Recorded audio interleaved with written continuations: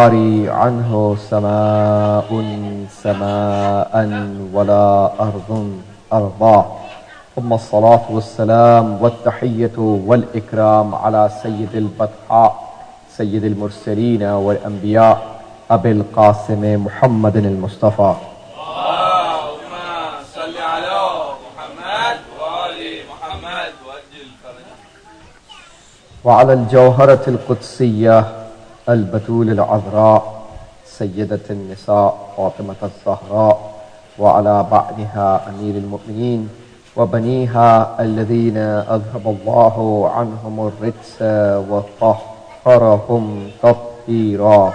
اللهم صل على محمد وآل محمد وأجل فرجه. لا سيما على بقية الله وحجته الكبرى الذي بيمنه رزق الورى وبوجوده ثبتت الأرض والسماء، ولولاه لساقت الأرض بأهلها، واللعنة الدائمة على أعدائهم أجمعين من حين عداوتهم إلى قيام يوم الدين.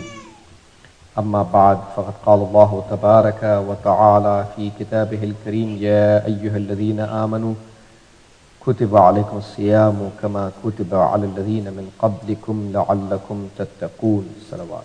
اللهم صل على محمد وآل محمد. We are getting close to the end of this discussion that we started in the month of Ramadan about the concept of taqwa in the light of the verse of Holy Quran, in the light of the Quran and the ahadith of Ahlul Bayt alayhim salam. In the previous lesson, I talked about the fact that there is a directly proportional relationship between taqwa and amalun salih, just like there is a directly proportional relationship between ilm and amal. The more we increase in our taqwa, the more we will get the tawfiq to do the amalun salih, and the more amalun salih we perform, we will get further tawfiq from Allah to achieve the higher level of taqwa, and so on. Likewise, in the case of ilm and amal, knowledge and actions, the more knowledge we attain, the knowledge will demand itself from us to act upon it. If we don't, it doesn't stay in the soul, the nur departs. If we act upon the knowledge, the nur stays in the soul. And when we act upon the knowledge, this action will generate tawfiq from Allah for us to receive the further high level of knowledge. And then that further high level of knowledge will stay in the soul only on the condition that we act upon it. And when we act upon it, again, that action will again generate further tawfiq from Allah to achieve further high level of knowledge. And that's the way it goes. For everyone who has achieved higher levels of knowledge, they have achieved through these means. And not just that, but if you remember, just to connect with the last segment of the lesson, I told you the hadith from Amir al-Mu'minin alayhi salam, where he said, Man amila bima ya'lam, allamahu Allah ma lam ya'lam. Whoever acts on what he knows, Allah teaches him what he does not know. So Allah teaches. That's another very significant point to remember, because if you turn to the Holy Quran, Allah subhanahu wa ta'ala says, ittaqullaha wa yu'allimukum Allah. Now, those of you who are familiar with the Arabic grammar, I don't want to go into the details to confuse you, but a little ishara and indication towards that. If any one of you is familiar, he would understand that when we use the Sighatul Amr in Arabic, the jaza of Sighatul Amr is majzoom always.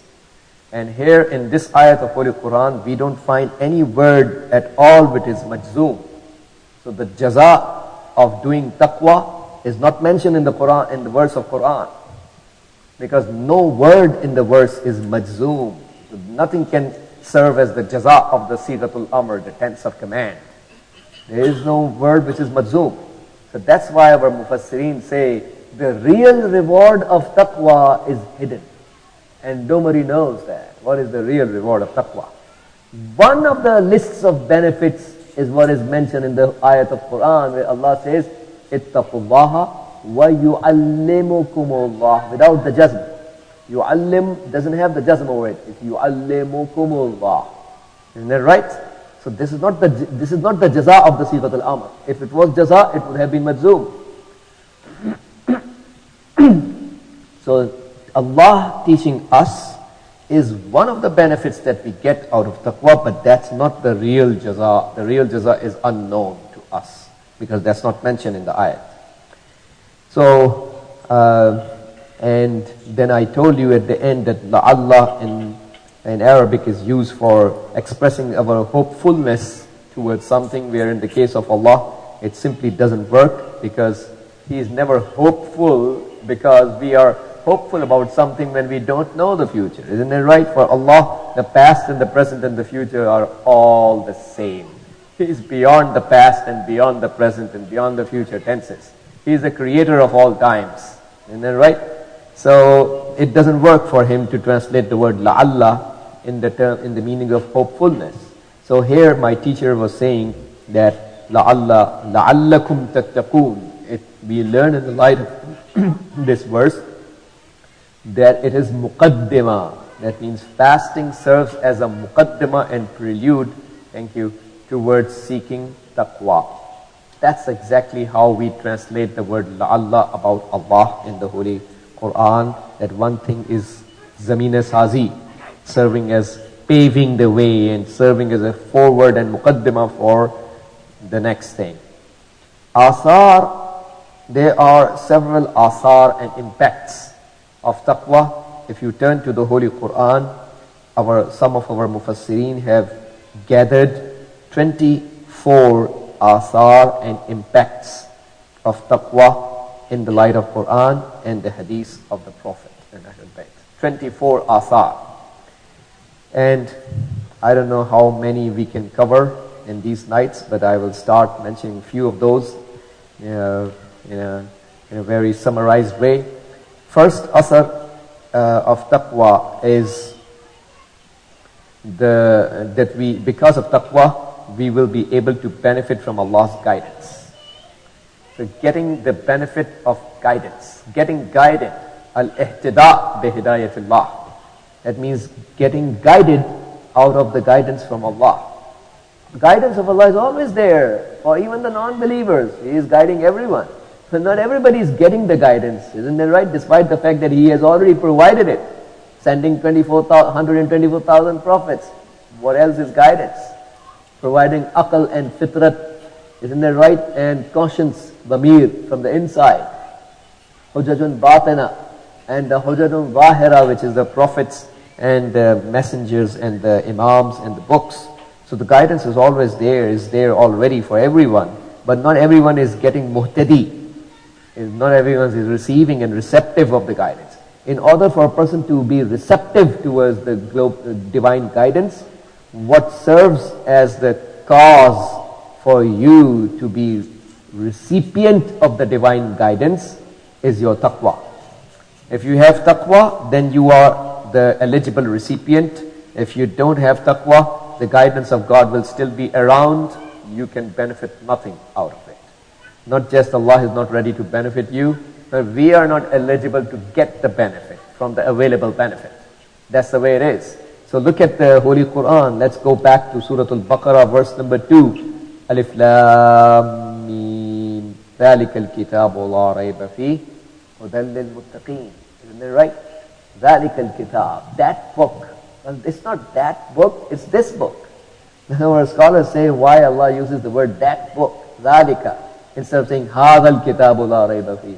This book, there is no doubt in it. The book is here, and even if I have it in my own hand, it's so close to me, isn't it right? Allah didn't say هَذَا الْكِتَابُ. Allah said ذَلِكَ الْكِتَابُ, that book.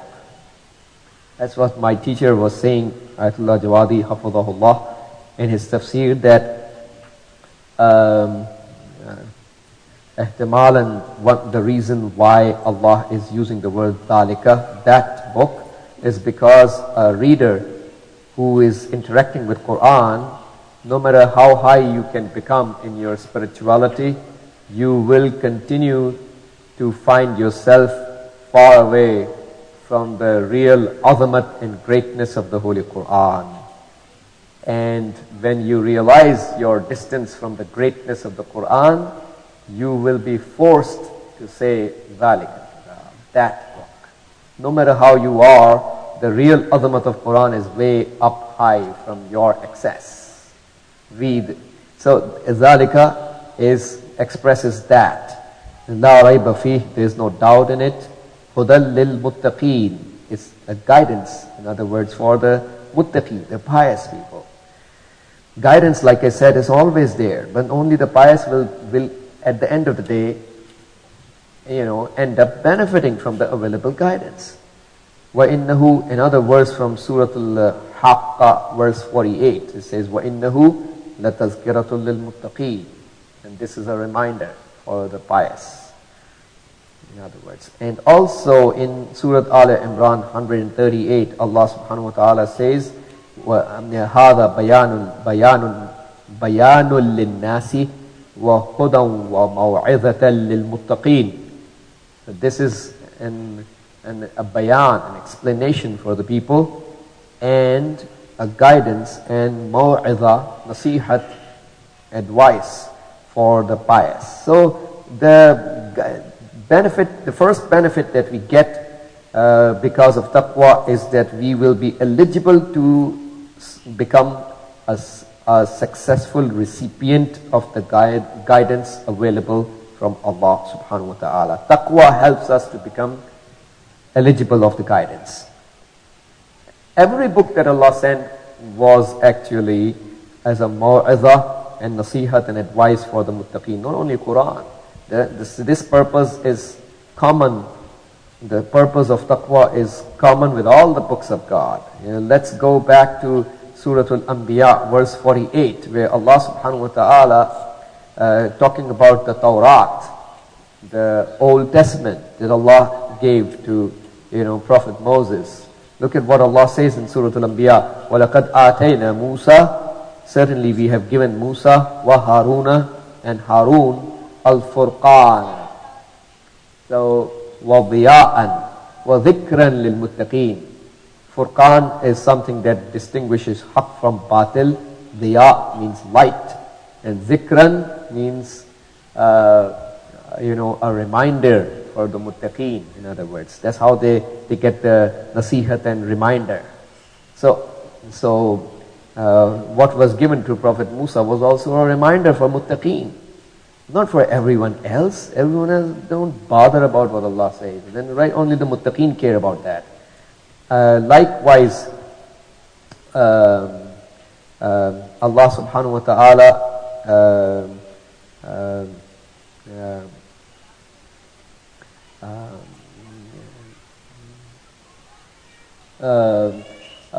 because, see, the Ahlul Taqwa are the only ones who will be able to protect their iman. Only the Ahlul Taqwa will be able to protect their iman and will perform the amalan salih. So the basharat, the glad tidings, the good news are in Quran are also specific for the Ahlul Taqwa.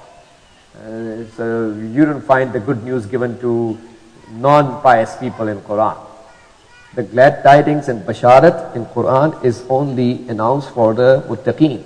So in Surah Maryam, verse 97, Allah subhanahu wa ta'ala says, لِتُبَشِّرَ بِهِ الْمُتَّقِينَ, so that you can give basharat, glad tidings to the muttaqeen. Although the Quran, like I said, was sent down as a guidance for all the humanity, because in Surah Al-Baqarah, in verse 185, Allah subhanahu wa ta'ala says, هُدًى لِلنَّاسِ. So it's a guidance for the entire humanity. But what we learn by combining the verses together is that despite the fact Quran is a guidance for the entire humanity, at the end of the day, only the muttaqeen and pious will be able to benefit from that available guidance, and then they are the ones who deserve the basharat from Allah because they are muttaqeen. So every good news is for muttaqeen only. That's the benefit number one. Benefit number two of taqwa, or impact number two of muttaqeen due to their taqwa, is ma'iyyat of Allah subhanahu wa ta'ala. So Allah subhanahu wa ta'ala always accompanies the muttaqeen. He is with the muttaqeen people. So the ayat of Quran from Surah Al-Baqarah verse 194 says, وَاتَّقُوا اللَّهَ وَاعْلَمُوا أَنَّ اللَّهَ مَعَ الْمُتَّقِينَ. Have taqwa of Allah and learn that Allah is with the muttaqeen. So Allah is at the side of the muttaqeen. Obviously, at whatever side Allah is, that's the winning team. Isn't it right? If we want to be successful, we want to be at the side of Allah. And Allah belongs to which of the two sides? If one side belongs to non-muttaqi and the other side belongs to the muttaqi ones, Allah is along with the one who is muttaqi. وَاتَّقُوا اللَّهَ وَاعْلَمُوا أَنَّ اللَّهَ مَعَ الْمُتَّقِينَ. Also in Surah Al-Nahl, verse 128, Allah subhanahu wa ta'ala says, إِنَّ اللَّهَ مَعَ الَّذِينَ اتَّقَوْا. Actually, that was the verse that Imam Ali alayhi salam was reading in the final moments of his life before Shahada. إِنَّ اللَّهَ مَعَ الَّذِينَ اتَّقَوْا وَالَّذِينَ هُمْ مُحْسِنُونَ رِفْقًا مَلَائِكَةَ رَبِّي. Angels were coming down in front of him, paying their respects to Imam Ali alayhi salam. So he said to them, he said, Rifqan, addressing the angels, softly or slowly. So this is one of the last statements of Imam Ali alayhi salam, that he recited this ayat of Quran, Inna Allaha ma'al ladhina taqaw. Certainly Allah is along with those who have taqwa. وَالَّذِينَ هُمْ مُحْسِنُونَ, and they the ones who and the ones who do the good deeds. So, but ma'iyyat of Allah is obviously the special ma'iyyat that we are talking about is for the muttaqi people only, but the general ma'iyyat of Allah is with everyone. That's not what we are talking about. The general category of ma'iyyat, Allah being with everyone. No place is void from Allah. Isn't that right? No place is empty from Allah. And He is not restricted to any place. He is with everyone and everywhere. So we are not talking about that kind of general ma'iyyat of Allah, which in Islamic tafsir, we call it ma'iyyatun qayyumiyya of Allah subhanahu wa ta'ala. We are not talking about the ma'iyyatun qayyumiyya. The ma'iyyatun qayyumiyya of Allah is all inclusive, no exceptions. Nothing can survive actually if Allah is not there. Nothing can survive. So basically, qayyum in Islamic, in Ilm al-Kalam, we define the word qayyum as that al-qa'im bi nafsihi wal-muqimu li ghayrihi. Somebody who is qa'im and standing up straight on its own, independently, without no help from nobody. Allah is like this. He is qa'im, He is there on His own, independently, without any help from anyone. وَالْمُقِيمُ لِغَيْرِهِ, and He establishes everyone and everything else other than Him is established due to Him. So this attribute of Allah, that He stands independently and everyone and everything survives and is established due to Him, this meaning is called the qiwam and the qayyumiyyat of Allah. So this kind of ma'iyyatun qayyumiyyah is available for all the things. We are not talking about that one. Let's be clear. So the ayat of Quran in Surah Al-Hadid, verse 4, Allah says, وَهُوَ مَعَكُمْ أَيْنَمَا كُنْتُمْ, and He is with you wherever you may be. This is the ma'iyyatun qayyumiyyah that Allah is talking about in this verse of Surah Al-Hadid. We are not talking about that one when we discuss the muttaqeen. We are talking about the special ma'iyyat of Allah, which is different than the general ma'iyyat. Wallahu bima ta'maluna basir. And Allah knows what you do, in other words. The third impact of taqwa is mahbubiyyat of Allah. A person becomes beloved. This is the third impact. If we have taqwa, this is what we get at the end. We become mahbub and beloved. Well, becoming beloved is a great deal. It's a great deal. Love, as you know, is the asas and foundation of Islam. The whole religion of Islam is founded on the asas. لِكُلِّ شَيْءٍ asas. The hadith says, وَأَسَاسُ الْإِسْلَامِ حُبُّنَا أَهْلَ الْبَيْتِ. So everything is a foundation, and the foundation of Islam is love of us, Ahl al-Bayt. So love of Ahl al-Bayt, which is equal in its value to love of Allah, because they were in the stage of fana fillah, diminishing their personality for the sake of Allah. They didn't stand for themselves at all. Prophet and Ahl al-Bayt stood for Allah. So their love is Allah's love. Allah's love is their love. It has an equal value, exactly, precisely equal. Anybody who loves Imam Hussain alayhi salam is loving Allah. Anybody who is loving Allah is loving Imam Hussain alayhi salam. Has to love Imam Hussain alayhi salam. If you don't end up loving Imam Hussain alayhi salam, you don't love Allah subhanahu wa ta'ala. You did not understand. You have no ma'rifat of Allah.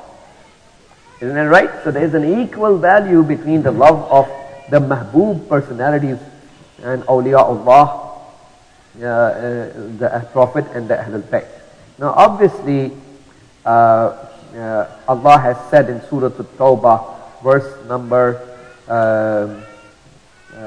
4, that Inna Allaha yuhibbul muttaqeen. Certainly Allah loves the pious. So muttaqeen are the beloved servants of Allah. A person becomes muttaqi apart from that. A person becomes muttaqi because of his tab'iyyat. That means complete obedience towards Rasulullah sallallahu alayhi wa alihi wasallam. And the shari'at of Rasulullah sallallahu alayhi wa alihi wasallam and Ahlul Bayt alayhi salam. Because Quran says that قُلْ إِن كُنْتُمْ تُحِبُّونَ اللَّهَ فَاتَّبِعُونِي. Say, if you love Allah, then follow me. Allah is commanding His Prophet to tell it that if you love Allah, follow me. So Allah is not ready to accept the claim of the people that, hey, we love Allah. We don't need anybody else other than Allah. And some people end up saying, no, Maulana, just talk to me from the Quran. Isn't it right? Just talk to me about what the Prophet has said. Just talk to me. And some people even went one step farther. They wanted to ignore Ahlul Bayt to protect their government and the illegitimacy of their government.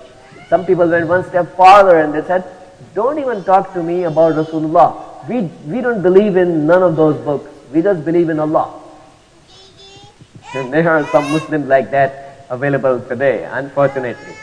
So, which is such a nonsensical idea, contradictory to the clear verse of Quran, where Allah has said, قُلْ إِن كُنْتُمْ تُحِبُّونَ اللَّهَ. Say, if you love Allah, فَاتَّبِعُونِي.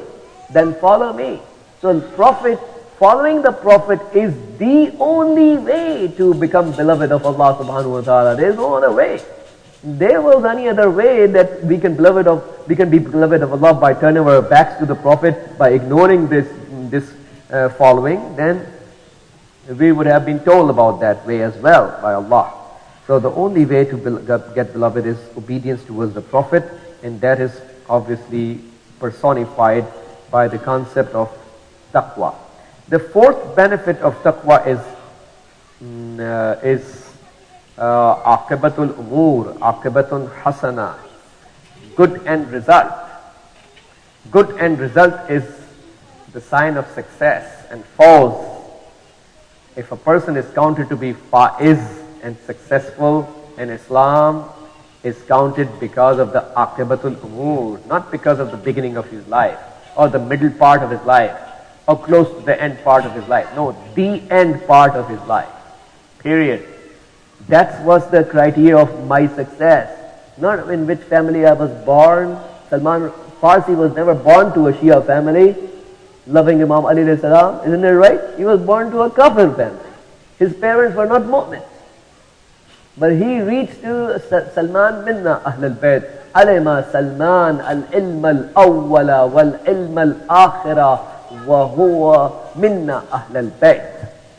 Salman has learned the beginning knowledge and the end knowledge, and he is one of us Ahl Bayt. He knows the Zahir and the Batin. He was born to Kafir parents. His parents were Kafir. So it doesn't matter in Islam. And we are not supposed to be feeling proud, iftikhar and fakhr. That we are born to such that's not the sign of your success. The sign of success is aqibatul umur, end of your affairs. End of your life is in what status? That's where we need to focus. Aqibatun hasana, a good end, is the sign of, in Surah Al-A'raf, 125, Allah subhanahu wa ta'ala says, wal aqibatu lil muttaqeen. So, also in Surah Taha, wal aqibatu lit taqwa. Aqibat belongs to taqwa. And in Surah Zukhruf, verse 35, Allah says, wal akhiratu inda rabbika. And akhirat in the eyes of your Lord is for the muttaqeen. In other words, وَالْآخِرَةُ عِنْدَ رَبِّكَ لِلْمُتَّقِينَ. So the end result in the eyes of Allah belongs to those who have taqwa. That's it. So in order for us to secure our end result at the time of passing away from this dunya, which is the criteria for our judgment of our success or failure in the life, not the beginning or middle stages of the life, and that is secured by taqwa only. In some of the ayat of Quran, the end, good end is mentioned in a different different expression, and that is in Surah Maryam, verse 72, that minkum illa wariduha. ثم ننجي الذين اتقوا ونذر الظالمين فيها جثيا. So we learn in the light of this verse that everyone is going to pass in minkum illa wariduha. Everybody is going to have wurud into the hellfire. Everybody enters, and then Allah subhanahu wa ta'ala is going to summa nunajji. Then we will save alladhina taqaw, those who did taqwa. So everyone is passing through the hellfire. Well, like I already told you in one of my previous speeches, the bridge of Sirat, which is crossing either over the hellfire or through the hellfire, the two various statements of the Mufassirin, whatever is accepted, but everybody, bottom line, is going to encounter the hellfire. Either through it or over it, we will encounter. Isn't it right? So when everybody will encounter the hellfire, who is going to be saved at the end? The ayat says in Surah Maryam, ثُمَّ نُنَجِّ الَّذِينَ اتَّقَوْا. Then we are going to protect, we are going to save, not protect, we are going to save those who had taqwa. وَنَذَرُ الظَّالِمِينَ فِيهَا جِثِيًّا. And we are going to leave the zalimeen while they are kneeling down onto the hell. In other words, zalimeen will be thrown into the hell while in the position of them kneeling down. That's how they will be thrown into the hell. So basically, good aqibat is mentioned in the form of saving us from the hellfire. We're also in Surah Al-Zumar, verse 61, Allah subhanahu wa ta'ala says, وَيُنَجِّ اللَّهُ الَّذِينَ اتَّقَوْا بِمَفَازَتِهِمْ لَا يَمَسُّهُمُ السُّوءُ وَلَا هُمْ يَحْزَنُونَ. So no evil, in other words, can touch them, and they won't be sorrowful, and Allah subhanahu wa ta'ala is going to protect muttaqeen people. So muttaqi people are the ones who are successful. They will be protected, and no evil can touch them, and they won't be in sorrow. So also in another verse from Surah Az-Zumar, verse 73, Allah subhanahu wa ta'ala says, وَسِيقَ الَّذِينَ اتَّقَوْا رَبَّهُمْ إِلَى الْجَنَّةِ زُمَرًا حَتَّى إِذَا جَاءُوهَا فتحت أبوابها وقال لهم خزنتها سلام عليكم طبتم فادخلوها خالدين. So we learn in the light of this verse that the muttaqi people will be driven towards the paradise in the form of groups, and until the time they would reach the doors, they will reach the paradise, the doors of paradise will be opened for them, and the guardians of the paradise will say to them, Salamun alaykum, peace be upon you. And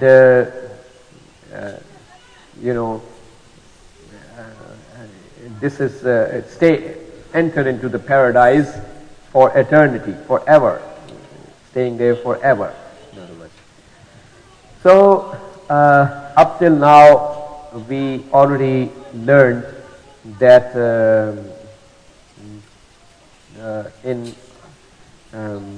also let me mention another verse where Allah subhanahu wa ta'ala in Surah Al-Dukhan, verse 51, Allah subhanahu wa ta'ala says, Innal muttaqina fi maqamin ameen.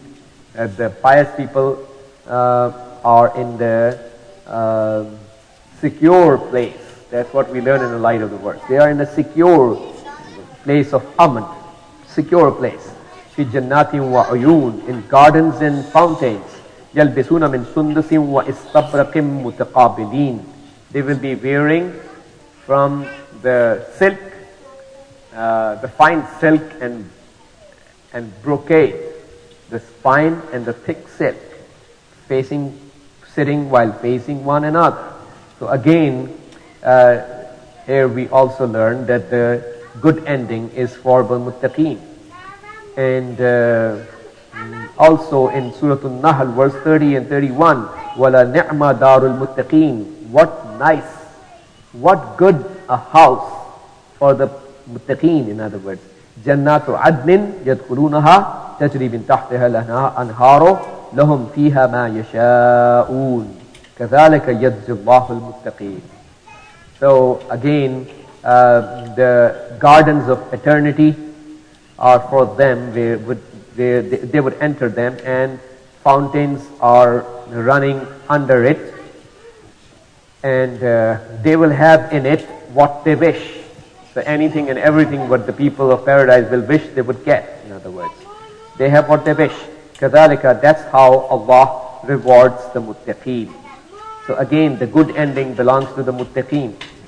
And finally, in some of the ayat of Quran, seeing Allah subhanahu wa ta'ala, who is Rahman, has been mentioned as another expression of the good end result for the muttaqeen, because they will be the one who will end up seeing Allah and the Rahman. So let's go to the verse 85 and 86 from Surah Maryam. يَوْمَ نَحْشُرُ الْمُتَّقِينَ إِلَى الرَّحْمَنِ وَفْدًا. So in the tafsir, our scholars say that obviously the ayat is talking about the fact on the day when we are going to resurrect the muttaqeen towards the Rahman, so in the form of wafd. So muttaqeen will be able to witness Allah subhanahu wa ta'ala, to see Allah. Obviously we don't see Allah with the physical eyes. It's already known. It's about the haqa'iq of iman and the realities of our faith that we witness Allah subhanahu wa ta'ala. But at the end of the day, the muttaqeen are the only people who will be eligible to see Allah, who is Rahman, and that is the aqibat and good end result of being muttaqi.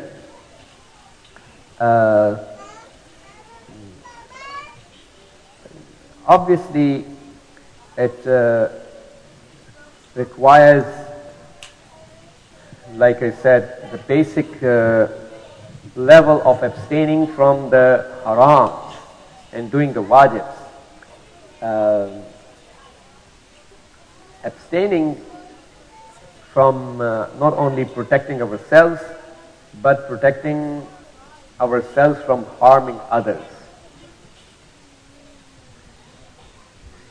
We need to protect our spirituality from harming ourselves, doing zulm and oppression against us through the harams. Every haram is a zulm on the nafs. And also protect ourselves from harming the community, the people around us. That's the bigger sin if a person, cannot protect himself from harming the people. If you remember the story of Samura ibn Jundab, Samura ibn Jundab was a person who used to own a tree. Isn't it right? A palm tree. In the house of another Ansari, another person from the helpers of Medina. Not the Muhajireen of Makkah, the Ansar of Medina. So an Ansari person's house, inside an Ansari person's backyard, Samura ibn Jundab used to own a palm tree. And what he used to do is that he used to enter into the house without knocking the door. This is not allowed in Islam. Who gave you the license to enter into somebody's private property, for whatever reason, enter into somebody's property without knocking the door? That's not even, our Islam has adab, isn't it? Our Islamic adab teaches when you stand at the door of somebody, stand on the side. Like your shoulder is towards the door. Your face is on the other side. This is what Islam teaches us. When you go to the door of some mu'min, stand sideways. Your face is not facing towards the door. So if they end up opening the door all of a sudden, you don't see what you are not supposed to see. These are part of the adab of Islam. So we stand sideways towards the door. So we have our own value system that we are proud of. So this guy used to enter into the Ansari's house without knocking the door. And obviously his wife was there, sitting in her house without hijab, naturally, and she complained to her husband. Her husband came to Rasulullah. Prophet cannot ignore. Isn't it right? He is ma'soom. He doesn't care about what the people say. He cares about what Allah says. He doesn't want to keep his personal ties with the people. Isn't it right? That's why people don't advise others, because they want to keep their personal relations with the people. Isn't it right? The Prophet, upon the asking of the Prophet, this Samura ibn Jundab was called, and Prophet first said to him, which I am paraphrasing this long narration in my own words, that this Ansari man is saying that you are entering into his house without seeking permission. And he replied very, disrespectfully to the Prophet, "Now, what kind of permission are you talking about? It's my own tree. You need permission? I need permission to see my own tree? What kind of permission?" That's how he responded to Rasulullah. What permission? Permission to visit my own tree? Look at the disrespectful tone. So Prophet first of all offered him a price. I'm going to pay you this much money. So basically you give up your tree. I'm going to pay you the price of the tree. This much amount. He refused. Prophet raised the amount. He again refused. Prophet then offered him another tree.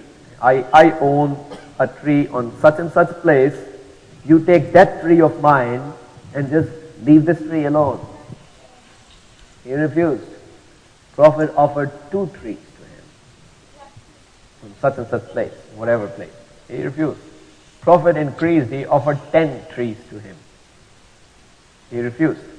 Prophet at the end said, I'm going to give you 10 trees in another garden. He still refused. Prophet said, I'm going to guarantee a tree for you in the paradise. That was a really great deal, if you realize. If this jahil, ignorant person had some sense there, he would have understood what a big deal it was. To give a tree inside the paradise, so you have access into the paradise, isn't it right? What a great deal. And he refused. And when he refused, Prophet, after all those list of offers that he said, and he already refused to take permission to enter, which is not allowed in Islam, that's haram.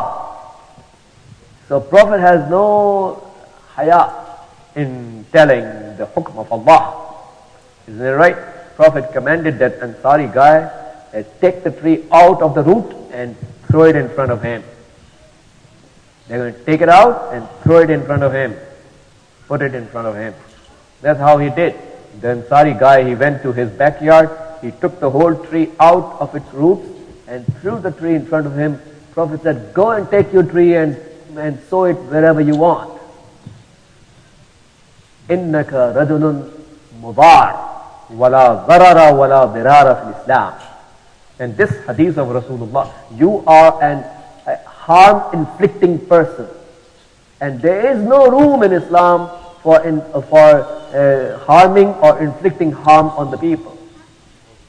And this hadith of Rasulullah is now considered to be one of the 400 plus qawa'idun fiqhiyya, the rules of Islamic jurisprudence that we elaborately study in the hawza, in every hawza.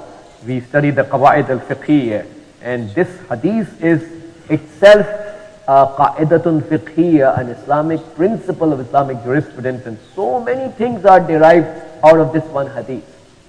So in Islam, there is no room, coming back to the point that I was mentioning, in Islam there is no room for a person to harm anyone else.